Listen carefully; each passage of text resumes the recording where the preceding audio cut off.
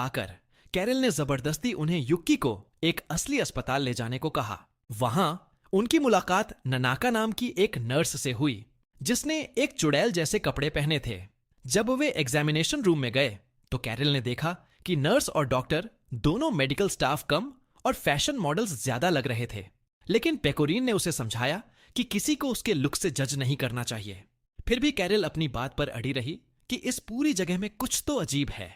Doctor ने hero के शरीर पर छोटे छोटे लाल निशान देखे और नानाका को उसे तैयार करने को कहा। लड़कियों को झटका लगा और इससे पहले कि वो कुछ समझ पाती, हीरो को ऑन ऑपरेशन रूम में ले जाया जा चुका था, जबकि वो पैनिक में बाहर ही खड़ी थीं। उसी वक्त कोकूरो ने हीरो को ताकत देने और उसके बचने के चांस बढ़ाने के लिए एक मैजिक किया। अचानक उन्हें ऑन ऑपरेशन रूम से चीखने की आवाजें सुनाई दीं। थोड़ी देर बाद उनकी मुलाकात एक दुबले पतले और खौफजदा आदमी से हुई जो पूरी तरह डरा हुआ लग रहा था। उन्हें जल्दी ही समझ आ गया कि वो वही डिस्कॉर्ड का सुपरवाइजर था, वो आदमी जो पहले थोड़ा मोटा हुआ करता था और कुछ समय पहले रेस्टोरेंट में शिकायत करने आया था। इसलिए पेकरिन ने उससे पूछा कि वो इतना दुबला कैसे हो गया, लेकिन जवाब देने के बजाय उसने उनसे कहा कि उन्हें तुरंत वहां से भाग जाना चाहिए क्योंकि वो कोई अस्पताल नहीं बल्कि एक जेल थी। फिर वो वहां से भाग गया और लड़कियां ये सोचने लगीं कि हीरो को कैसे बचाया जाए, लेकिन अचानक उन्हें फिर से उसकी चीखें सुनाई दीं। थोड़ी देर बाद उन्होंने एरो नाम की एक डीमन लड़की को उसे वापस जेल में घसीटते हुए देखा, जो कह रही थी कि उसके पास उसे पालने या तमीज सिखाने का समय नहीं है क्योंकि उसे अपना सोलमेट ढूंढना है। साफ घबराहट के साथ लड़कियों ने नानाका से पूछा कि क्या हीरो ठीक है, लेकिन उसने उन्हें वहां से चले जाने को कहा। उसके बाद वो रेस्टोरेंट लौट आईं और कोकूरो का दिल बहलाने के लिए उसे अच्छा खाना खिलाने ले गईं।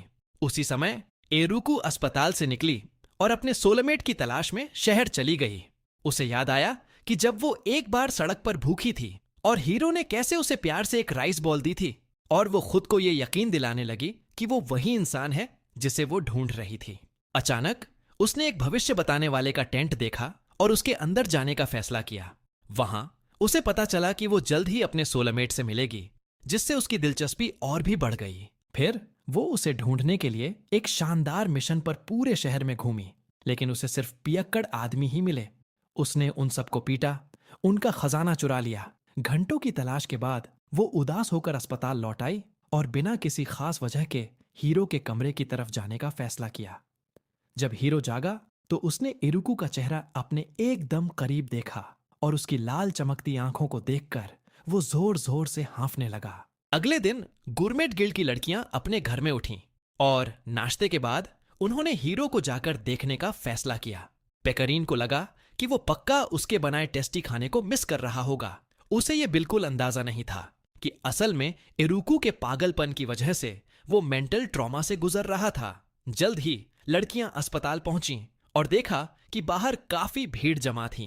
उन्होंने डॉक्टर से पूछा कि वो लोग वहां क्यों हैं, तो औरतों ने बताया कि पिछले दिन एक नर्स ने उन्हें पीटा था और उनका खजाना चुरा लिया था। उसी पल एरुकू ने खिड़की से अपनी कुल्हाड़ी फेंकी, जो लड़कियों के पैरों के पास जाकर गिरी, और उन्हें शांत रहने का हुक्म दिया क्योंकि उसका सोलमेट आराम करने की कोशिश कर रहा था। जब उन्होंने वहां से जाने से मना कर दिया तो एरो ने उन पर एक शानदार अटैक किया और उसी पल उन्होंने उसे कुख्यात डिस्ट्रॉयर के रूप में पहचान लिया। ननाका ने भी अटैक किया, जिससे उसकी पहचान कलेक्टर के रूप में सामने आई। आखिर में डॉक्टर भी उनके साथ जुड़ गई और उसने खुद को एक आंख वाली डीमन मित्सुकी बताया। उन तीनों को ट्वाइलाइट कैरावैन के नाम से जाना जाता था, जो सबसे खतरनाक और अजीब गिल्ड्स में से एक था क्योंकि वो चोरों का किडनैप करते थे और उन्हें इंसानी लैब चूहों की तरह इस्तेमाल करते थे। उस वक्त गुरमे गिल्ड की लड़कियों ने चुपके से अंदर घुसकर हीरो को उन अजीब क्रिएचर से बचाने का फैसला किया। वो किसी की नजर में आए बिना उसके कमरे तक पहुंचने में कामयाब हो गईं, लेकिन अचानक रुक गईं जब उन्होंने देखा कि एरुकू उसकी देखभाल कर रही थी। बाहर से देखते हुए एरुकू ने एक शापित सगाई की अंगूठी निकाली और उसे हीरो को पहनाने का फैसला किया ताकि वो उसके साथ अपने प्राइवेट एम्यूजमेंट पार्क के सफर का मजा ले सके। उसी पल लड़कियों ने तय किया कि उन्हें बहुत देर होने से पहले उसे रोकना होगा और उन्होंने कोकूरो से एक अजीब मैजिक करने को कहा, जिससे पूरे इलाके में पर्पल धुआं फैल गया। धुएं से एरुकू का ध्यान भटक गया तो वो चेक करने के लिए कमरे से बाहर आई, जिससे पेकरीन और कैरल को अंदर जाने का मौका मिल गया। लेकिन जब वो हीरो को अपने साथ खींचने की कोशिश कर रही थीं, तभी वो अचानक एक अजीब जगह पर पहुंच गईं और एरुकु और मित्सुकी हर तरफ से उनके पास आ रही थीं। बिल्कुल आखिरी पल में कैरल ने उनका ध्यान भटकाने का काम किया, जबकि पेकारिन ने हीरो को खिड़की से बाहर धकेल दिया, जहां कोकुरो नीचे उसका इंतजार कर रही थी। जब पेकारिन कैरल को बचाने के लिए पीछे मुड़ी तो उसने देखा कि मित्सुकी ने पहले ही उसे पकड़ लिया था और कैरल ने उसे इशारा किया कि वो उसके बिना ही भागती रहे। और इस तरह कैरल वहीं रह गई, जबकि लड़कियों ने हीरो को एक असली डॉक्टर के पास पहुंचाया, जिसने उन्हें बताया कि कुछ दिन आराम करने के बाद वो ठीक हो जाएगा। उसने उन्हें यह भी बताया कि मित्सुकी उतनी बुरी नहीं है जितना उन्होंने पहले सोचा था। क्लिनिक जाने के बाद सभी को थोड़ी राहत मिली और ये उम्मीद करते हुए कि उसकी बातें सच हों, उन्होंने हालात शांत होने के बाद कैरल को वापस लाने का फैसला किया। अगले दिन कैरल अकेली घर लौटी और सीधे बिस्तर पर चली गई। जब वो उसके अगले दिन उठी तो पेकरेन ने पहले ही सबके लिए नाश्ता तैयार कर लिया था, लेकिन कैरल को यह याद ही नहीं था कि वो अस्पताल से लौटी भी कैसे। जब वो खाना खा रहे थे तो पेकरेन ने कहा कि उन्हें कैरल की वापसी का जश्न मनाना चाहिए और उसने पहले ही उन्हें खाने से जुड़े एक क्वेस्ट के लिए रजिस्टर कर दिया है। इस क्वेस्ट में रोज की सैलरी और मसालों के एक पूरे सेट के बदले मसाले इकट्ठे करने थे। कैरल ने तुरंत ऐलान कर दिया कि वो कोई फिजिकल मेहनत नहीं कर सकती और वो इस मिशन से बाहर रहेगी। लेकिन पेकरीन रोने लगी क्योंकि वो उनके पहले एक साथ किए जाने वाले क्वेस्ट के लिए बहुत एक्साइटेड थी। जब कैरोल ने सबका रिएक्शन देखा तो वो आखिर में दबाव के आगे झुक गई और बेमन से उनके साथ जाने के लिए तैयार हो गई। जल्द ही सबने अपनी तैयारी की और निकल पड़े, जिसमें पेकरीन सबसे ज्यादा खुश थी। लगभग 12 अलग अलग तरह की जगहों से गुजरने के बाद उन्होंने कैंप लगाने का फैसला किया और कैरल को जबरदस्ती मछली पकड़ने जाना पड़ा। हालांकि वो कुछ भी नहीं पकड़ पाई, फिर भी वो कोशिश करती रही क्योंकि उसे पता था कि अगर वो हार मान लेगी तो वो लोग उसे कीड़े खिलाएंगे।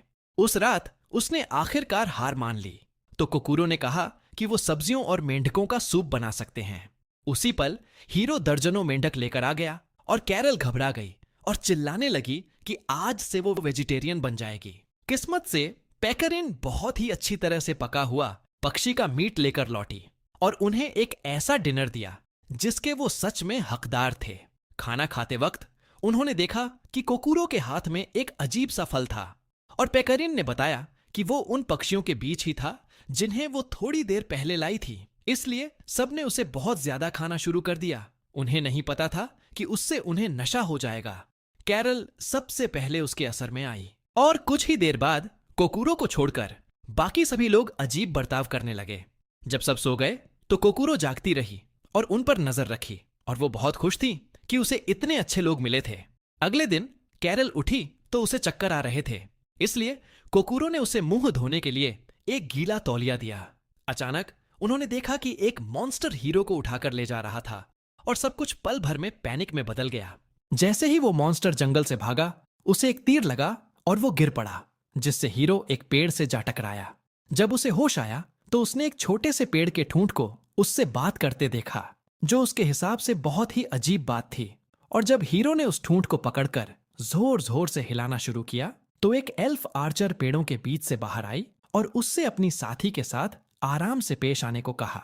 फिर उसने अपना नाम एओई बताया और समझाया कि उसने उस ठूंठ को अपना दोस्त बनाया है क्योंकि उसका कोई असली दोस्त नहीं था।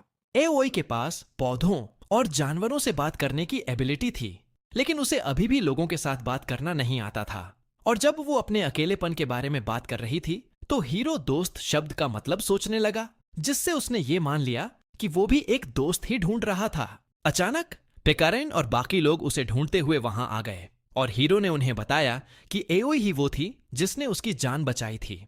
जब वो साथ चलने लगे तो उन्होंने देखा कि एओई उनसे थोड़ी दूरी बनाकर पीछे चल रही थी, क्योंकि वो एक दोस्त के रूप में उनके बीच दखल नहीं देना चाहती थी। लेकिन कैरल ने उसे याद दिलाया कि उसे ही उन्हें इस जगह से बाहर निकालने का रास्ता दिखाना था और इसलिए उसे उनके आगे चलना चाहिए।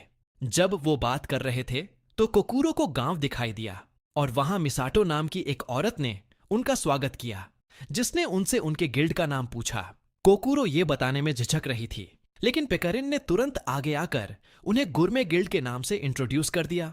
मिसाटो ने फिर बताया कि वहां एक और गिल्ड भी था जिसे अजाबेट कहा जाता था, जो वही गिल्ड था जिससे रीमा जुड़ी हुई थी। उसी समय रीमा और उसके साथी गांव की तरफ जा रहे थे और उन्होंने थोड़ा आराम करने का फैसला किया क्योंकि उनमें से एक, शियोरी, की तबीयत ठीक नहीं थी। अचानक उनके सामने उन्हीं की धुंधली काली परछाइयां आ गईं और उन परछाइयों ने तुरंत उन पर अटैक करना शुरू कर दिया। ग्रुप ने खुद को बचाने की कोशिश की, लेकिन लड़ाई के बीच में उन पर एक बहुत ही पावरफुल अटैक हुआ और वो जमीन पर गिर पड़े। और जब धूल छंटी तो एक ताकतवर ब्लॉन्ड औरत वहां आई और उसने खुद को क्रिस्टीना बताया। फिर उनसे कहा कि वो खड़े हों और उसे एक असली फाइट दें। हम वापस गांव की तरफ आते हैं, जहां गुरमेट गिल्ड ने देखा कि एक पिंक बालों वाली लड़की हवा में उड़ती हुई आ रही थी और सीधा बेल टावर से जा टकराई। फिर भी वो अपनी गहरी नींद से नहीं उठी जब तक कि कोकूरो ने उसे नहीं जगाया। वो झटके से उठी और उसने अपना नाम हत्सुने बताया और कहा कि वो एक आम लड़की है जिसे बस सोना बहुत पसंद है। फिर उसने बताया कि वो भी हार्वेस्ट मिशन के लिए आई है और वो एलिजाबेथ पार्क में अपनी बहन शियोरी से मिलने के लिए बहुत एक्साइटेड है। उसने आगे कहा कि शियोरी कुछ समय से बीमार थी और उसे किताबें पढ़ना पसंद था, इसलिए वो उसके लिए तोहफे के तौर पर एक नई किताब लाई थी। बिना जाने ही वो अपने गिल्ड से अलग हो गई थी। फिर अचानक उसकी तबीयत बिगड़ने लगी और उसकी एक शैडो वहां आई और उसे उठाकर ले गई। उस पल शियोरी को वो दिन याद आए जब वो और हात्सुने साथ मिलकर उसी किताब को पढ़ा करती थीं जो उसके लिए लाई गई थी। हात्सुने ने देखा था कि जब से वो उस खेत में आए थे तब से शियोरी की तबीयत में सुधार हो रहा था और उसने उससे वादा किया था कि वो उसे कभी छोड़कर नहीं जाएगी, भले ही वो फिर से बीमार पड़ जाए। उसी पल शियोरी का बुखार तेज हो गया तो हात्सुने ने उसे बड़े प्यार से बिस्तर में ढक दिया, जिससे शियोरी को लगा कि वो उस पर एक बोझ बन गई है। लेकिन असल में शियोरी खुद को अंतरिक्ष में तैरता हुआ पा रही थी और वो एक काले ओंड्रा में निगलने ही वाली थी। इस बीच पेकराइन और उसकी टीम हार्वेस्ट के लिए काफी एक्साइटेड थी और उन्होंने एक दूसरे के करीब आने के लिए इस वक्त का पूरा फायदा उठाया। अचानक मिसाटो और आओई हत्सुने के साथ वहां आए, जिसने बताया कि उसकी ताकत उसे थका रही थी और इसी वजह से वो उस दिन हार्वेस्ट में हिस्सा नहीं लेगी। जब वो बात कर रहे थे तो उन्होंने किसी को मदद के लिए चिल्लाते हुए सुना और जब वो उस आवाज के पीछे गए तो उन्होंने देखा कि लोग एलिजाबेथ पार्क गिल्ड के मेंबर्स के आसपास जमा थे और वो सब बुरी तरह घायल थे। फिर माहो ने बताया कि रास्ते में उन पर उन्हीं की शैडो ने घात लगाकर हमला किया था और उसके बाद उन पर एक बहुत ही पावरफुल सोर्ड से अटैक किया गया था। हत्सुने ने तुरंत शियोरी के बारे में पूछा तो उसे पता चला कि उस हमले के दौरान वो उनसे अलग हो गई थी। उन्होंने बताया कि बैटल के बाद वो हिल भी नहीं पा रहे थे और ये सब सिर्फ रीमा की वजह से मुमकिन हो पाया था, जो बड़ी मुश्किल से उन्हें वापस वहां तक ला पाई थी। जब कोकूरो रीमा के घावों का इलाज कर रही थी तो हत्सुने ने कुछ गांव वालों को जंगल में मॉन्स्टर्स के बारे में बात करते हुए सुन लिया और अपनी बहन के लिए उसकी घबराहट और भी बढ़ गई। फिर अचानक उसने रीमा के माथे को छुआ ताकि वो उसकी यादें देख सके और उसने फैसला किया कि बहुत देर होने से पहले उसे शियोरी को ढूंढना ही होगा। उसी समय क्रिस्टीना जंगल में अकेली बैठी थी, जबकि पेड़ों के बीच सैकड़ों शैडोज खड़े होकर उसे देख रहे थे। खुद से एक बहुत बड़े प्लान के बारे में बात करने के बाद उसने उन शैडोज को अपने साथ लिया और अपने मिशन का दूसरा फेज शुरू किया। हम वापस गांव में आते हैं, जहां हत्सुने शियोरी को ढूंढने जाना चाहती थी, लेकिन मिसाटो ने उसे अकेले जाने से मना किया। उस वक्त रीमा आगे आई और कहा कि वो उसके साथ जाएगी ताकि दोनों बहनें आखिरकार फिर से मिल सकें। जब हीरो ने यह देखा तो उसने भी साथ जाने का फैसला किया और एओई और कोकूरो को भी सर्च पार्टी में शामिल होने के लिए मनाया।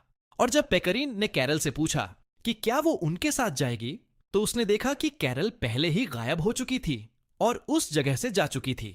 थोड़ी देर बाद जंगल में एओई को हमेशा किसी अजीब चीज का एहसास होता था, इसलिए हत्सुने ऊपर से देखने के लिए हवा में उड़ गई कि क्या हो रहा है। अचानक उस पर एक बहुत ही भयंकर अटैक हुआ और हालांकि वो उसे रोकने में कामयाब रही, लेकिन वो बिना किसी कंट्रोल के नीचे गिरने लगी। जब वो जमीन पर गिरी तो उसने वहां एक तीर पड़ा हुआ देखा और जब उसने पीछे मुड़कर देखा तो उसने पाया कि शियोरी एक बहुत ही डरावने चेहरे के साथ उसकी तरफ बढ़ रही थी। पहले तो हत्सुने को उसे देखकर राहत मिली, लेकिन फिर उसने देखा कि शियोरी के बालों का रंग बदल रहा था और इससे वो कंफ्यूज हो गई। इससे पहले कि वो समझ पाती कि क्या हो रहा है, शियोरी ने एक काले रंग का धनुष निकाला और उस पर अटैक करना शुरू कर दिया और जंगल में एक बहुत बड़ा धमाका हुआ। जब कोकुरो और बाकी लोग उसके पास पहुंचे तो उन्होंने देखा कि वो वहां अकेली बैठी रो रही थी और उसे समझ नहीं आ रहा था कि उसकी अपनी बहन उसे नुकसान कैसे पहुंचा सकती है। उस वक्त हीरो ने उसे फिर से खड़े होने का हौसला दिया और उसने अपनी बहन का दोबारा सामना करने का फैसला किया। उसी समय कैरल दुश्मन के लिए एक जासूस का काम कर रही थी।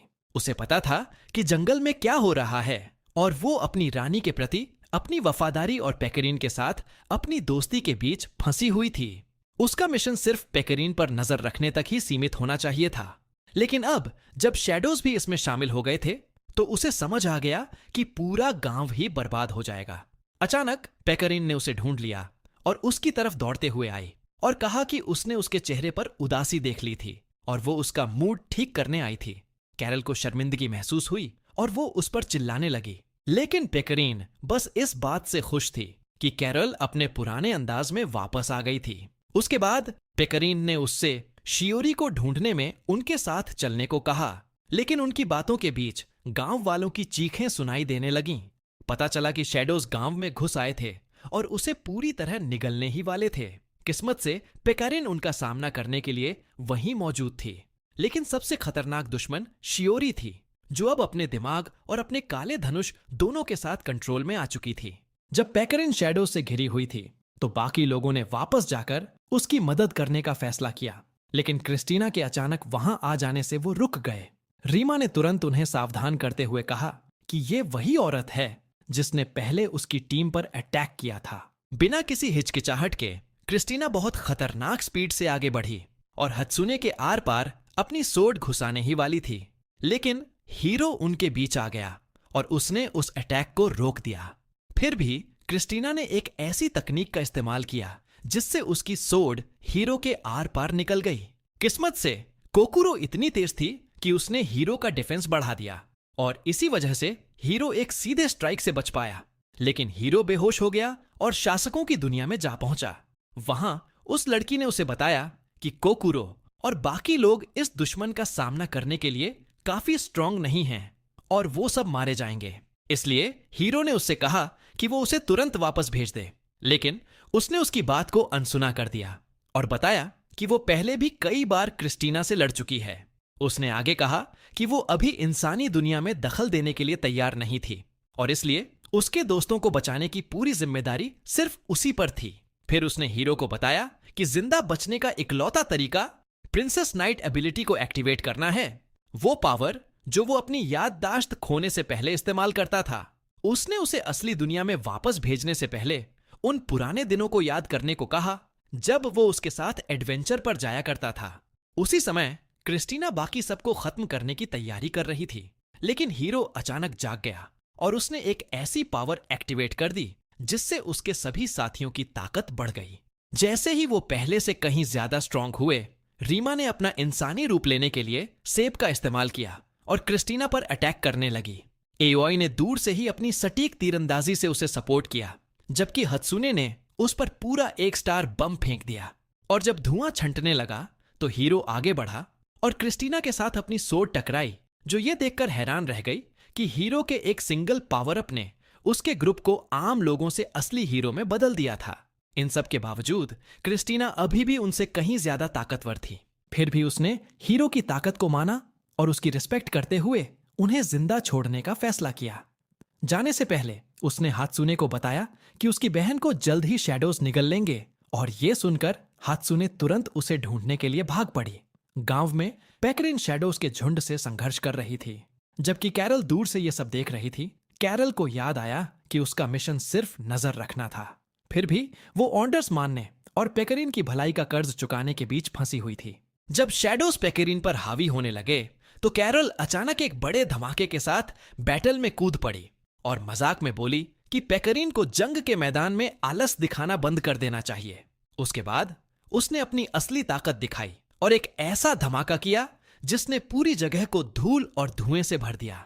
इस बीच हात्सुने शियोरी के पास पहुंची और उसके माथे को छूकर उसकी यादें देखीं और फिर उसे ठीक उसी पल से वापस खींच लिया जब शैडोज उसे निगलने वाले थे, उसने उससे वापस आने की भीख मांगी, लेकिन शियोरी ने कहा कि वो वहीं रहना चाहती है क्योंकि वो खुद को हत्सुने पर एक बोझ मानती थी। इसलिए हत्सुने ने प्यार से उसके गाल खींचे और कहा कि वो कोई बोझ नहीं है, बल्कि उसकी प्यारी छोटी बहन है जो हमेशा उसकी हिम्मत बढ़ाती है।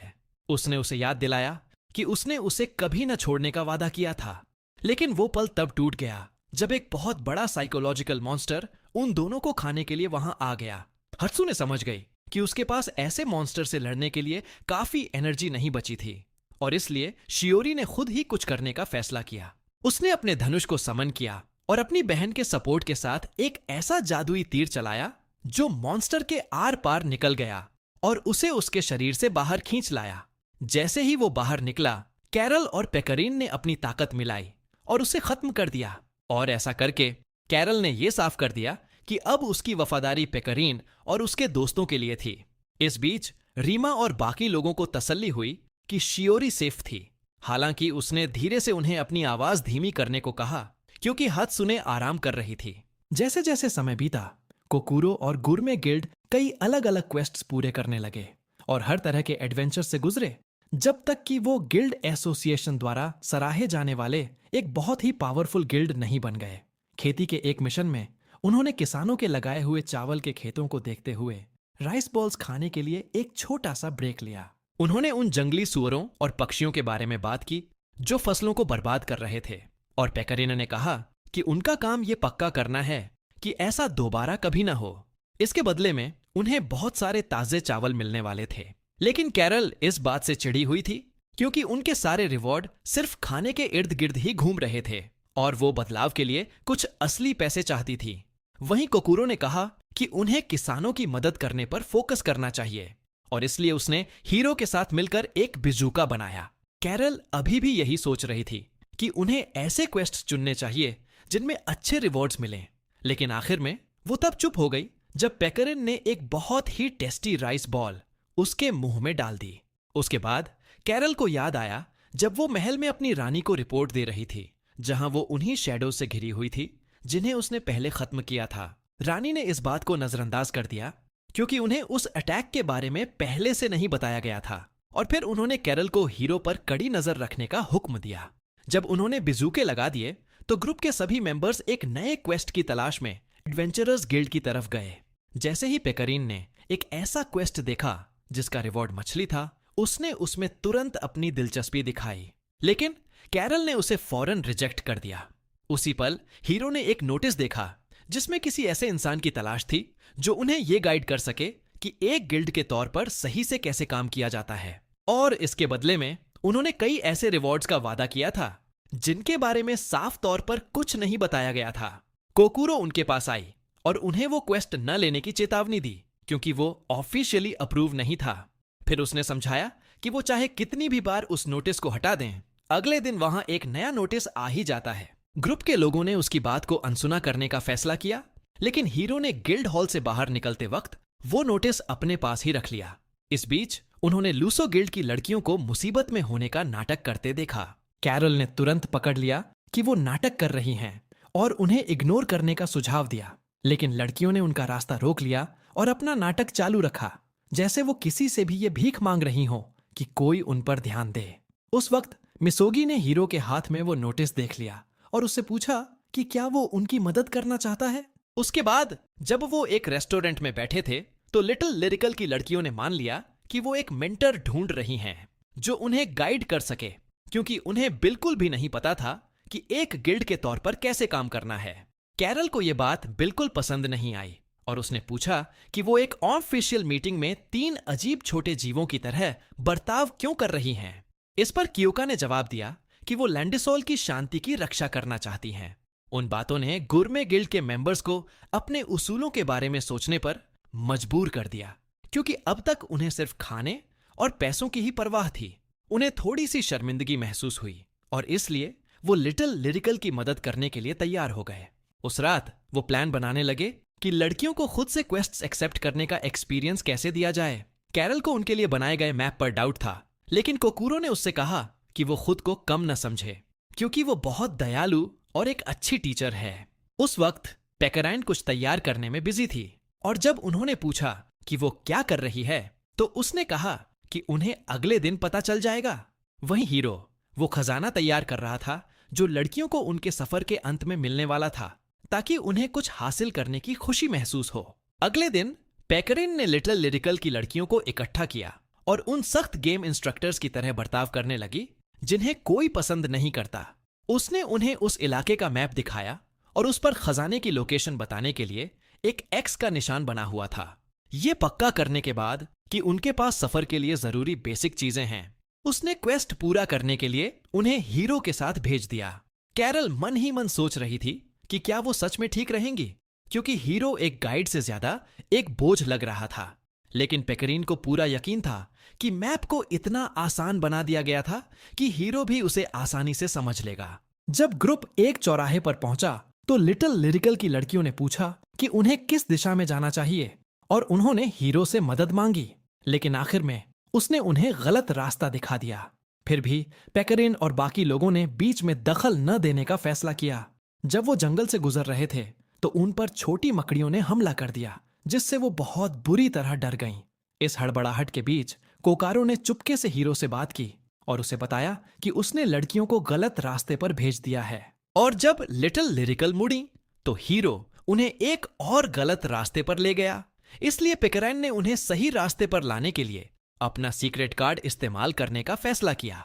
थोड़ी देर बाद लिटिल लिरिकल की टीम का सामना एक मैस्कॉट मॉन्स्टर के भेष में पेकराइन से हुआ और उसने उन्हें उस रास्ते पर आगे बढ़ने से चेतावनी दी, क्योंकि वो भूतों से भरा हुआ था। लेकिन लड़कियां, जो अपनी पिछली बैटल के बाद खुद पर ज्यादा कॉन्फिडेंट हो गई थीं, उन्होंने आखिर में पेकरीन को ही हरा दिया। जैसे ही वो आगे बढ़े, कैरल ने देखा कि वो अपने असली रास्ते से और भी ज्यादा भटक गए थे और उसी पल उनका सामना एक असली मॉन्स्टर से हुआ जिसने हीरो को काट लिया। लड़कियों ने बहादुरी से उसे बचाने के लिए कदम बढ़ाया, लेकिन इससे पहले कि वो उस क्रिएचर का सामना कर पाती, कैरल ने चुपके से उसे किल कर दिया था और हीरो के साथ साथ उन सबको भी बचा लिया था। उसके बाद वो और कोकुरो आगे गए और आसपास के सभी मॉन्स्टर्स को खत्म कर दिया ताकि लड़कियों को कोई और खतरा ना हो। इससे उन्हें एक छोटा सा पिकनिक मनाने और आराम करने का मौका मिल गया। उस दौरान वो पेकरीन से मिले, जिसने उन्हें बताया कि हीरो लड़कियों को सीधे एक हार्पी के घोंसले में ले गया था, जो बहुत ही खतरनाक जगह थी। और जब वो इस बात पर चर्चा कर रहे थे तो उन्होंने देखा कि एक बहुत बड़ा पक्षी हीरो को उठाकर अपने घोंसले की तरफ उड़ गया। तो लिटिल लिरिकल की लड़कियां हीरो को बचाने के लिए उस पक्षी के पीछे भागीं, लेकिन जब उस पक्षी ने उन पर अटैक करना शुरू किया तो वो खुद एक बड़ी मुसीबत में फंस गईं। जब गवर्नमेंट गिल्ड की लड़कियां घोंसले तक पहुंचीं तो उन्होंने देखा कि हीरो और उसका बिजूका अंदर थे और उन्हें पता चला कि ये वही पक्षी था जो चावल के खेतों पर अटैक कर रहा था। कैरल ने मैजिक से उसे कंट्रोल करने। गवर्नमेंट गिल्ड की लड़कियां घोंसले तक पहुंचीं तो उन्होंने देखा कि हीरो और उसका बिजूका अंदर थे और उन्हें पता चला कि ये वही पक्षी था जो चावल के खेतों पर अटैक कर रहा था। कैरल ने मैजिक से उसे कंट्रोल करने की कोशिश की, लेकिन वो बहुत जल्दी थक गई, क्योंकि उसने अपनी ज्यादातर एनर्जी हीरो और लड़कियों के लिए जंगल साफ करने में ही इस्तेमाल कर ली थी। वहीं कोकुरो एक हीलर थी और उसके पास अटैक करने वाला कोई मैजिक नहीं था और पेकरिन भूखे पेट लड़ नहीं सकती थी। लेकिन जैसे ही उसने वो खाना देखा जो लिटिल लिरिकल की लीडर ने एडवेंचर के लिए तैयार किया था, पेकरिन ने बस एक निवाला खाया और उसकी ताकत वापस आ गई। सिर्फ एक स्ट्राइक के साथ उसने उस पक्षी को हरा दिया और जब लड़कियां उठीं तो उन्हें लगा कि उन्होंने ही उसे हराया था। जब वो जश्न मना रहे थे तो कोकुरो ने उन्हें बताया कि ऐसा करके उन्होंने अपना क्वेस्ट पूरा कर लिया है। लेकिन उसे अचानक याद आया कि वो तो मंजिल से खजाना लाना भूल ही गई थी। तो पेकरिन सिचुएशन संभालने के लिए आगे आई और बोली कि खजाना वो बहुत बड़ा अंडा था और वो उससे एक बहुत ही टेस्टी डिश बनाएगी। लेकिन हैरानी की बात यह थी कि अंडा अचानक टूट गया और उसमें से एक छोटा सा पक्षी निकला और लिटिल लिरिकल की लीडर के पास जाकर बड़े प्यार से बर्ताव करने लगा। उस वक्त कियोका ने बताया कि उसे शुरू से ही पता था कि वो लोग नाटक कर रहे थे और उसने उन सबका शुक्रिया अदा किया कि उन्होंने सिर्फ उनकी मदद करने के लिए इतना सब कुछ किया।